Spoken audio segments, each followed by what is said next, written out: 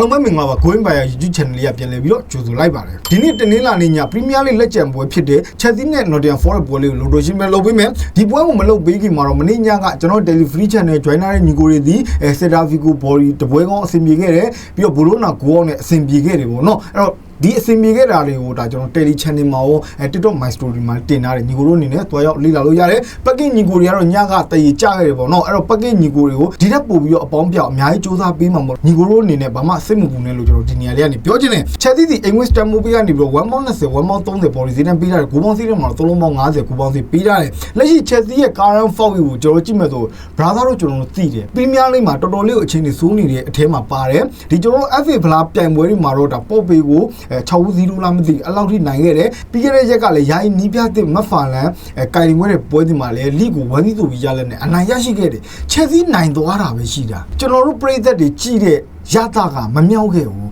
ကျွန်တော်တို့သိတဲ့ Chelsea ဆိုတော့ဒီလိုမှမဟုတ်တာ brother တို့ရဲ့ဒါ Chelsea fan တွေအသိဆုံးအဲ့တော့ Chelsea ဒီလုံလောက်တဲ့အနိုင်မျိုးနဲ့ Leeds United ကိုနိုင်ခဲ့တာမဟုတ်တဲ့အတွက်ကြောင့်ကျွန်တော်တို့မေးခွန်းထုတ်ရမှာ Chelsea ရဲ့လက်ရှိကစားသမားတွေရဲ့နိုင်လို့စိတ်လားဒါမှမဟုတ်လေ technical ဘိုင်းဆိုင်ရာကိုကျွန်တော်မေးခွန်းထုတ်ရမှာလားအဲ့ဒါကိုကျွန်တော်ကြည့်ရမှာလက်ရှိ Chelsea နဲ့ Nottingham Forest နဲ့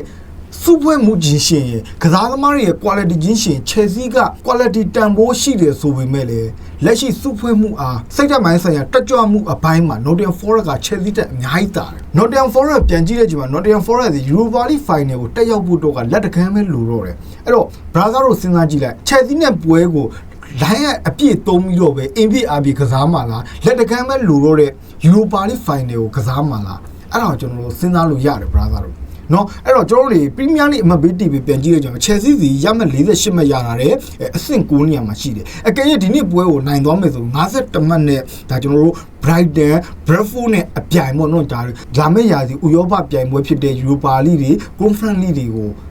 Brighton ရဲ့ Brentford ရဲ့ Chelsea ရဲ့3ယောက်အောင်လုရမှာ Chelsea အတွက်နောက်လက်ကျန်ပွဲတွေမှာလုံးဝအမှတ်လိုတယ်ဒီလိုအချိန်မျိုးမှာ Chelsea ဒီ English Stamp Mobile မှာလိုအပ်တဲ့အနိုင်3မှတ်ကိုရအောင်ယူသင့်ယူထိုက်တဲ့ပွဲတစ်ပွဲလို့ကျွန်တော်မြင်တယ်။ယာယီနီးပြဖြစ်တဲ့မက်ဖာလန်ရဲ့သူ့ရဲ့ဒါ Chelsea ကိုဒုတိယမြောက်ကင်လို့တဲ့ပွဲဆိုပေမဲ့လည်းသူ့အတွက်လည်းအရေးကြီးတယ်။နီးပြတယောက်အနေနဲ့သူ့လက်သူ့ချေဖြစ်လာပြီဆိုတဲ့အချိန်မှာ Chelsea ရဲ့ line up တွေဘယ်လို change တွေလုပ်သွားမလဲ။ဘယ်ကစားသမားကိုဘယ်လိုသုံးသွားမလဲဆိုတော့ကျွန်တော်တို့စိတ်ဝင်စားကြည့်ရမှာအဲ့တော့ဒီနေ့ Stamp Mobile မှာ Chelsea ဒီ English ပရိသတ်ရှေ့မှာမဖြစ်မနေအနိုင်3မှတ်လိုတယ်။ Chelsea ကစားသမားတွေအတွက်ကလည်းနီးပြမက်ဖာလန်နဲ့အဝင်ကွင်းညဖြစ်ဖို့မက်ဖာလန်နဲ့ပါရနာဖြစ်ဖို့အဆင်ပြေဖို့အတွက်ဒီနေ့ညမှာနိုင်လိုစိတ်ထည့်ပြီးတော့ကစားမယ်ဆိုတော့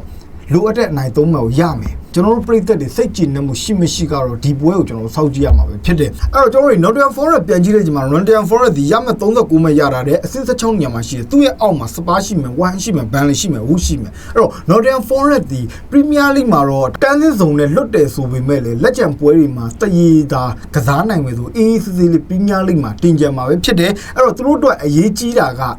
Europa League ကပို့ပြီးတော့အရေးကြီးတယ်ဘာဖြစ်လို့အရေးကြီးလဲသူတို့အတွက်ဘတ်ဂျက်ကအများကြီးရမှာလေ Nottingham Forest အသင်းနေနဲ့အများကြီးအခွင့်အရေးတွေရရှိမဲ့အနေအထားတစ်ချက်ကြောင့် Nottingham Forest ဒီ Premier League ကိုနည်းနည်းလေးအာရုံလေးလွတ်ပြီးတော့ Europa League ပွဲကိုဒါကစားမယ်လို့ကျွန်တော်ထင်တယ်အဲ့တော့ဒီနေ့ညမှာတော့ကျွန်တော်ရဲ့စိတ်ကြိုက်တဲ့ပွဲကောရွေးချယ်ပေးပါဆိုရင်တော့ Nottingham Forest ဒီနေ့ညမှာ Chelsea ကိုအနိုင်3မှတ်လက်ဆောင်တော့ပြီးသွားမယ်လို့ကျွန်တော်ထင်တယ်ကျွန်တော်ရဲ့စိတ်ကြိုက်တဲ့ပွဲကောတော့ Chelsea ပေါ်ပြီးပဲကြိုက်ပါတယ်ဒီနေ့ညမှာပွဲစဉ်တွေကများတယ်တခြားသော online ပွဲလေးတွေတခြားသောလက်ဆောင်မောင်းတွေလိုချင်တယ်ဆိုညီကိုတို့အနေနဲ့ Daily Free Channel လေးကို join ပါလို့ကျွန်တော်ပြောချင်ပါတယ်အဲ့တော့ညီကိုတို့ကရောဒီနေ့ညမှာ Stamp Mobile မှာ Chelsea ဒီကျွန်တော်တို့ပြည်သက်တွေလိုချင်နေတဲ့ကစားမှုမျိုးတွေကျွန်တော်တို့ပြည်သက်တွေမြင်ချင်နေတဲ့ဂိုးတွေအများကြီးသွင်းပြီးတော့ပဲ Nottingham Forest ကိုအနိုင်ရရှိအောင်ကစားသွားမလား Nottingham Forest ကပဲအဝေးကွင်းနေပြီးတော့ဒါကျွန်တော်ပိတ်ကစားသွားမလားဘယ်လိုရလက်တွေနဲ့ကစားသွားမလဲဆိုတော့ညီကိုတို့အတွေးခေါ်လေးအမြင်လေးတွေရှိ comment တွေမှာဝင်ရောက်ဆွေးနွေးဖို့ပြောကြားနေပဲကျွန်တော်တို့နောက်ဗီဒီယိုမှာပြန်လည်ပြီးတော့ဆုံးဖြတ်ကြပါမယ်အားလုံးပဲခွက်လက်ပါ